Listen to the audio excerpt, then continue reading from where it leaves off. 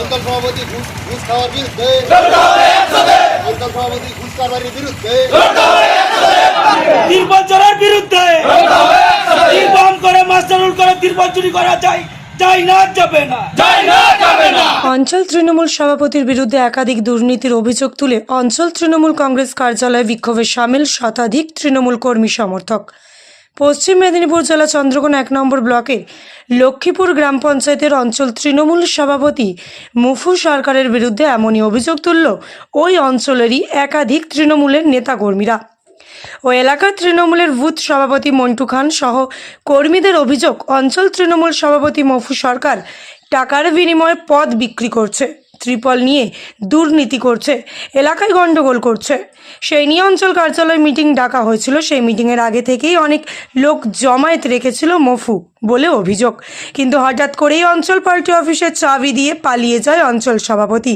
তারপরেই তৃণমূল কর্মীর সমর্থকরা অঞ্চল সভাপতির বিরুদ্ধে দুর্নীতির অভিযোগ তুলে স্লোগান দিতে থাকে, অঞ্চল কার্যালয় বিক্ষোভ দেখাতে থাকে। এই বিষয়ে তারা ব্লক তৃণমূল নেতৃত্ব বিষয়টি জানিয়েছেন বলে দাবি করেন।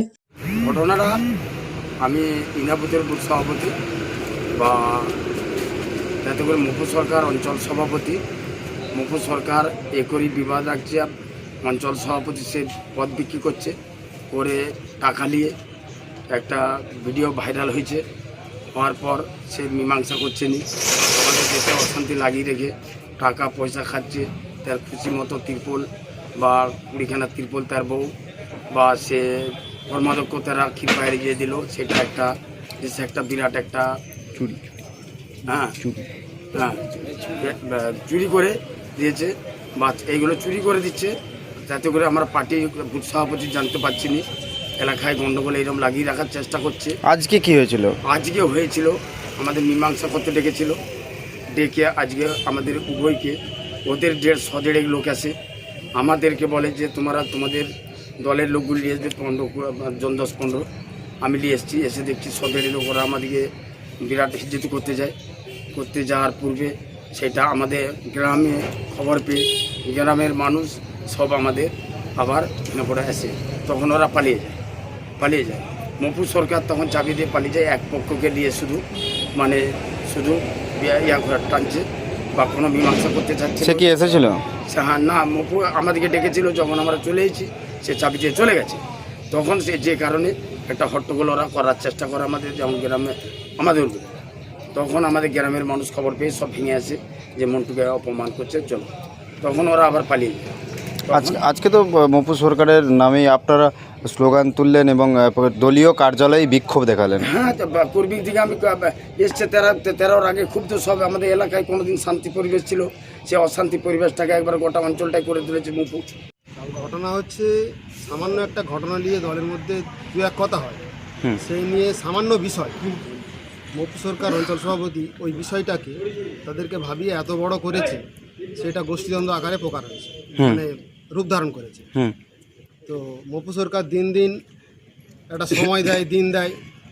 আমরা পুলিশ প্রশাসন, দলের সর্বোচ্চ নেতৃত্ব বা বিধায়ক সকলকে জানিয়েছি, তারা সকলে অবগত আছে। মফু সরকার বিভিন্ন রকমভাবে প্রলোভন দিয়ে বুথ সভাপতি চেঞ্জ করবে পয়সার মাধ্যমে, মানে দুর্নীতির মাধ্যম দিয়ে, সেটি মফু সরকারের মূল উদ্দেশ্য।